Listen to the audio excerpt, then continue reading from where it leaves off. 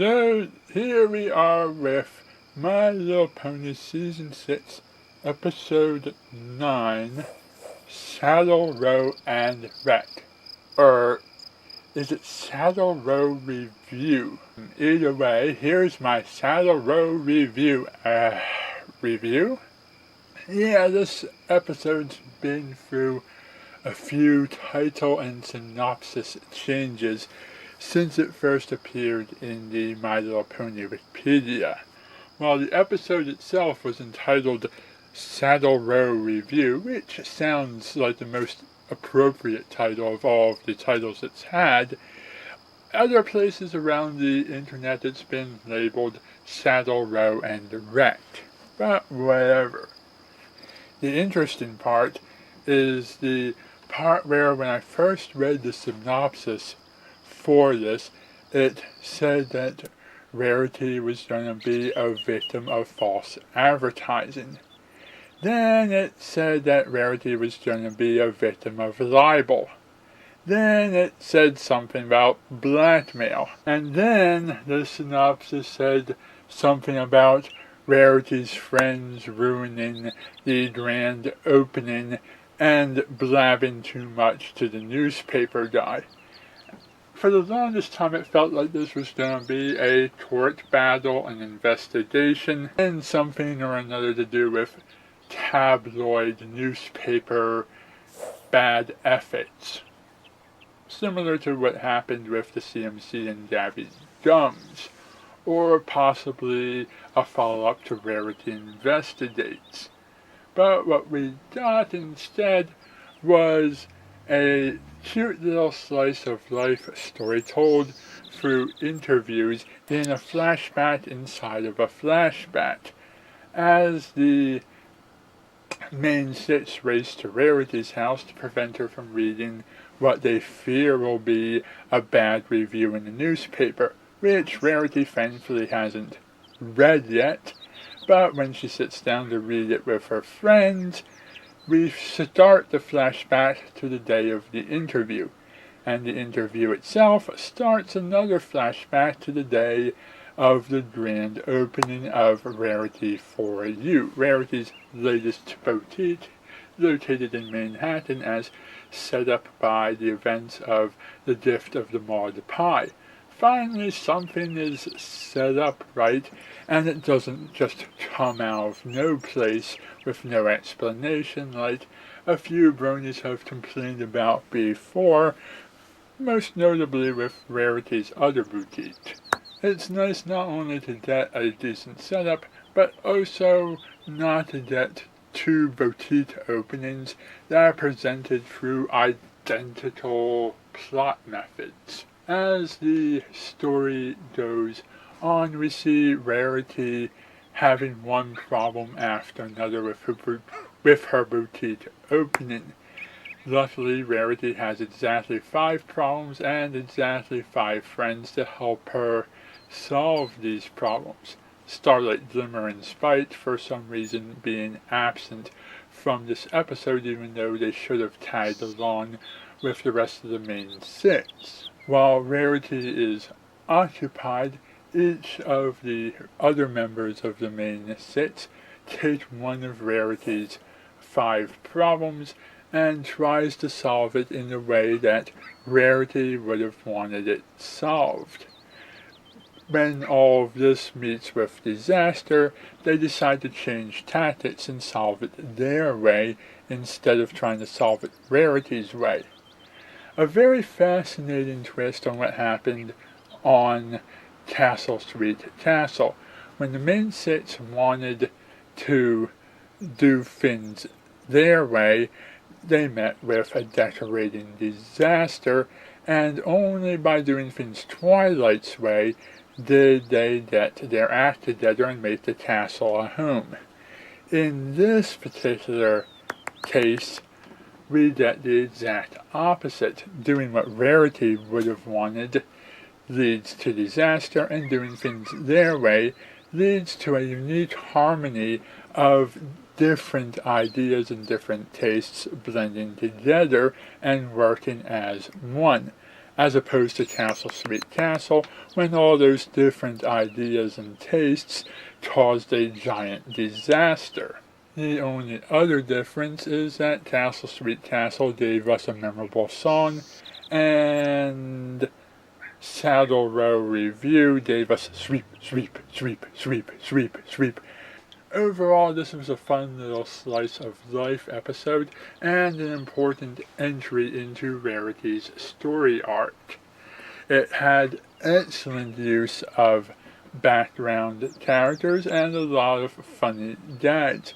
A lot of people are calling this the best episode of the season so far, but I really don't see that when we have other contenders like Gauntlet of Fire and No Second Chances to compete for the top honors in Best Episode of Season 6. And Season 6 hasn't even reached its hiatus yet. This now makes 6 episodes where one of the main 6 has done an impersonation of one of the other main 6. It's the second time Rainbow Dash has done an impersonation of Rarity, and the third time Rarity has been impersonated by one of her friends. I wonder if this is going to be a continuing trend for the rest of the season. The background ponies had a great use of them, specifically the use of Vinyl Scratch, incorporating her into the plot as one of the problems Rarity had to overcome works out a lot better than when Twilight was just pointing to random background ponies that the fandom loves and suggesting them as friends for Starlight Glimmer. That part seems to be a little bit more pandering. It was glorious pandering and I loved it, but it was still pandering.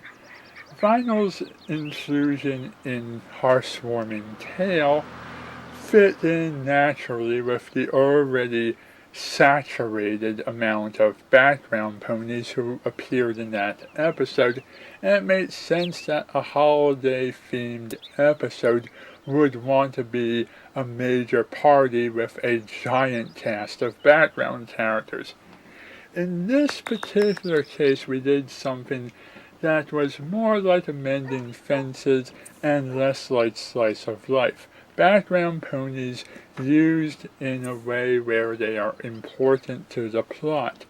They don't stick out like the sore thumbs that we call pandering. Instead, the background characters in this episode served a purpose and were on screen for just the right amount of time to feel like they worked naturally with the story and had a natural flow, as opposed to just being there as fan service.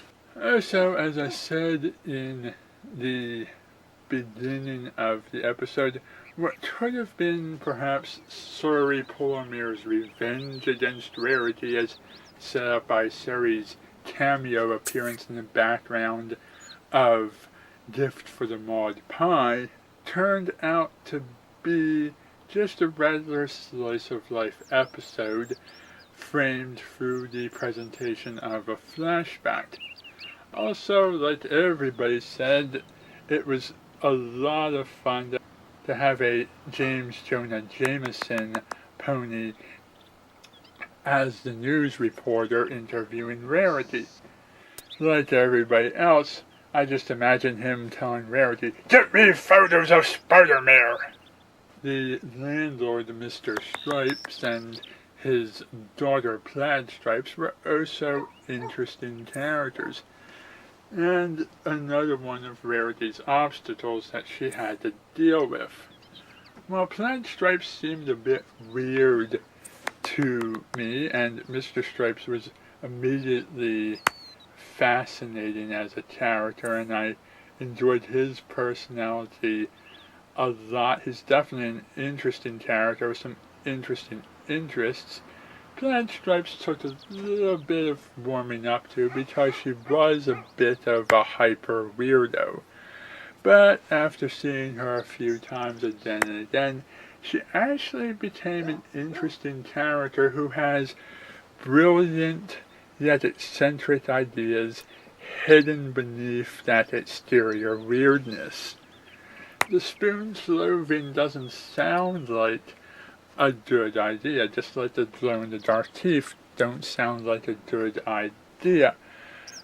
But they did turn out to be a fun presentation and a very useful idea. It was nice too the way the episode ended, having everything work out at the end and not painting the news reporter as this horrible Diamond Tiara style tabloid reporter, and not having Rarity hit the reset button on her dreams in the concept of her losing one of her businesses and being back where she started. Now we finally get to perhaps one of the biggest retcons that the series has given us, and one of the most interesting things to think about. When Pinkie Pie's talking about how it's a bad idea to clone yourself, we see one of the Pinkie clones from Too Many Pinkie Pies sitting in the background. At least this is what we're led to believe. Was that a Pinkie Pie clone? How did she escape? Or was it just another pink pony who happens to resemble Pinkie Pie? Is this pony and the pony in the dance club with the long pigtails the same pony after changing a hairstyle? Is this actually Pinkie Pie from the human world visiting the pony world? Or is it not Pinkie Pie at all, just another pink pony whose cutie mark we never saw, and it could be any pony? Or perhaps this is just a fourth wall gag that we toss out and don't overthink. Or maybe this was a changeling disguised as Pinkie Pie, biding its time and waiting for a chance to strike. Perhaps the world will never know, but begin your conspiracy theories now. And from now on, this fact will always be in the back of our heads. How does having a sentient Pinkie Pie in existence after the events of Too Many Pinkie Pies change your perception of Pinkie Pie's actions throughout this series? Was every Pinkie Pie episode always the one true Pinkie Pie? Was the fake Pinkie Pie ever on the show before and we just didn't know it? And where could this other Pinkie Pie's life lead her in future episodes? Could it be an advantage? Could it resurface as a joke again? Or could we just never touch upon it? The most likely answer, but I like to have fun thinking that this other Pinkie Pie assumed another identity and has been living her life, and that perhaps more Pinkie Pie clones also escaped the grim fate of being returned to the mirror pole, and that perhaps Twilight didn't actually kill off all of the Pinkie Pie clones when she sent them back to the mirror pole. Either way, it's a retcon to the episode, and one that I'm actually glad they did. I also wonder if two of those ponies out on the dance floor in the nightclub, dancing alongside Vinyl Scratch and so forth, if they were references to Gravity Falls. After all, the one did seem to have Dipper's hat and vest on. I'm not sure if the other one was the Pinkie clone, or if it was Mabel Pines, or if it was another character altogether. But I think all three of those ponies were supposed to be references to something. They seemed highly distinctive. Just some fun little details that I happened to notice. And that's about all of the thoughts I have for this episode. thank you for watching, and good night.